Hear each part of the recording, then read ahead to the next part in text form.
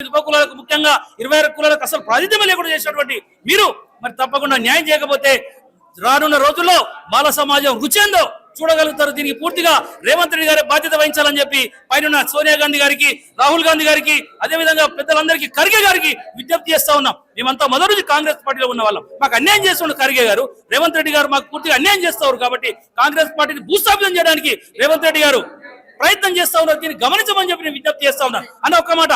ఇలా నువ్వు మాదిగ సోదరులకు అని చెప్పి న్యాయం చేస్తా అని చెప్పినావు కదా, నిజంగా రేవంత్ రెడ్డి గారు నీకు అంత పెద్ద న్యాయం ఉండాలనుకుంటే, నువ్వు మా మాదిగల పక్షం ఉండాలనుకుంటే మా మంత్ర స్వామి లాంటి గరీబీ ఎమ్మెల్యేను ముఖ్యమంత్రి అయ్యా, నువ్వు చరిత్రలో మిగిలిపోతావు. కానీ ఈ చిన్న చిన్న పంచాయలు పెట్టి మమ్మల్ని విడదీస్తావు నాయన. నీకేమైనా ఇబ్బందులు చెప్పు రేవంత్ రెడ్డి గారు. ఈ కుట్రలు కోహనాలు 40 సంవత్సరాల రాజకీయాలు మేమంతా కూడా చూస్తా ఉన్నాం.